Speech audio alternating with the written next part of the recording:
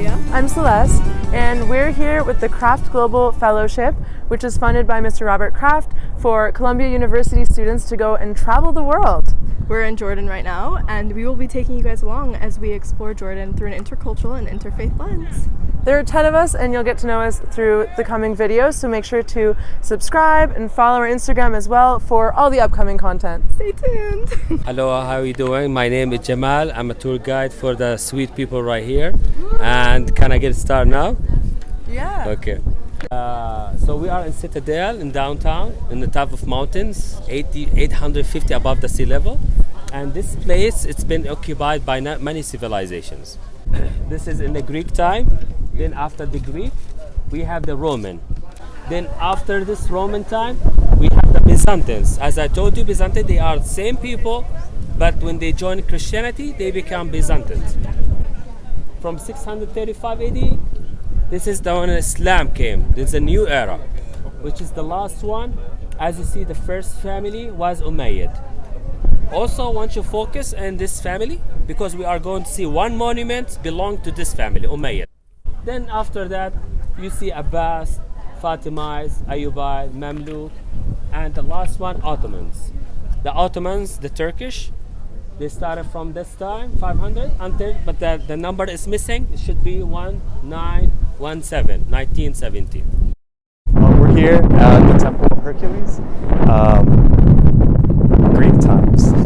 It's really beautiful. Actually, we just found out that it was excavated a few years ago, and that the government actually has come in to actually do a lot of reconstruction work to rebuild it for, I would say, more than anything, for tourism. Yeah. The most thing you will see from the Byzantine monuments, it's always church. They built a lot of church. Hi everyone, we're at the Umayyad reception area. This is where visitors used to come through before entering the castle, which is now destroyed, unfortunately.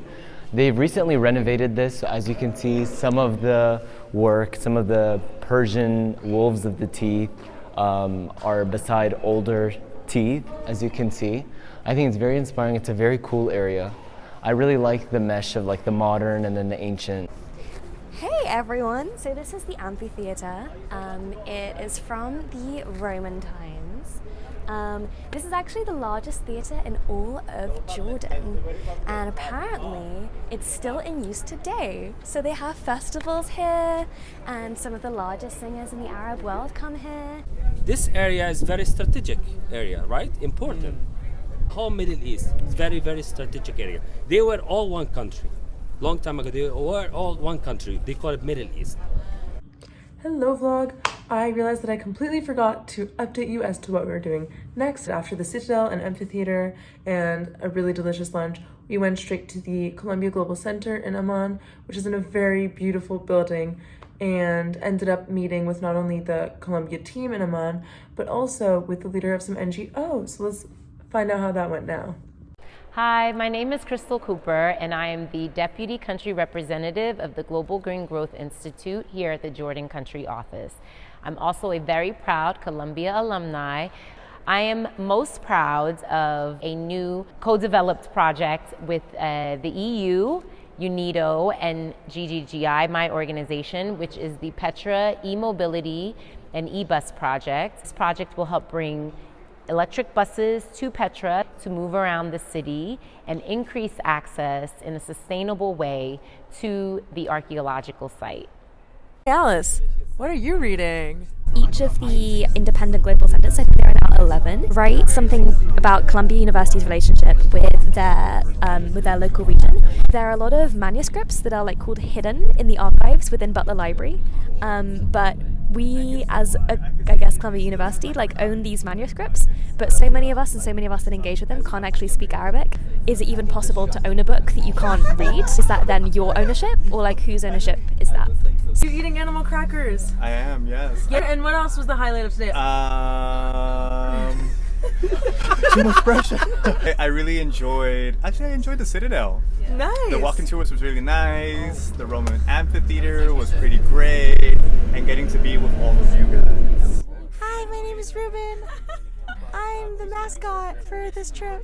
Hello, so we're here back from day 1 of the Kraft Global Fellowship, and we're back at the hotel. Wanted to do a little bit of a nightly reflection.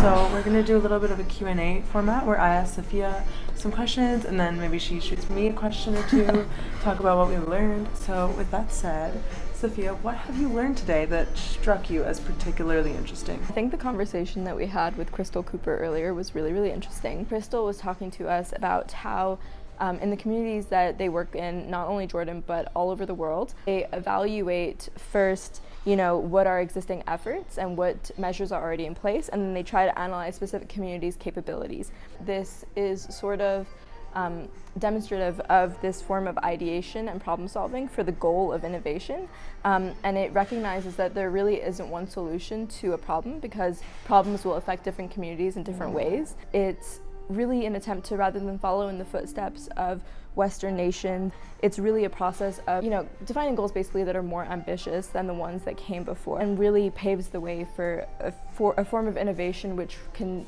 solve a bunch of issues in a way that is effective for those specific communities. What do you think?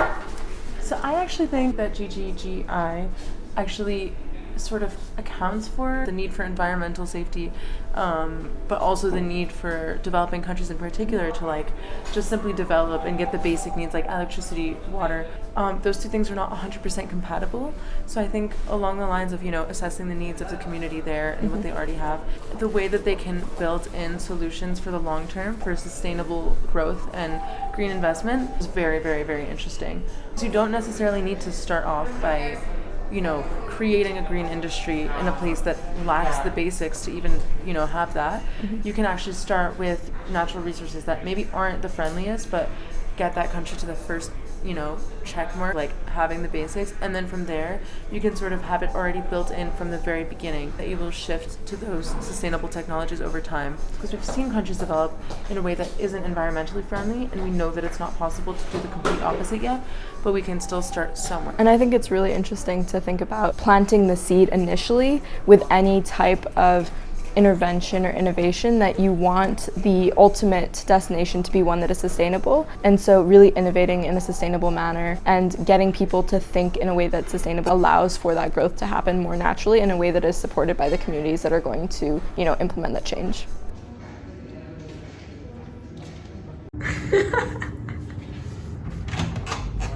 Hello, food delivery for Harrison. Oh my gosh, thank you so much. Wonderful. I'm excited to eat it, and I'm really glad that we took leftovers when we were at the restaurant because we are trying to eliminate food waste. Communities in Jordan live very differently than we do in New York.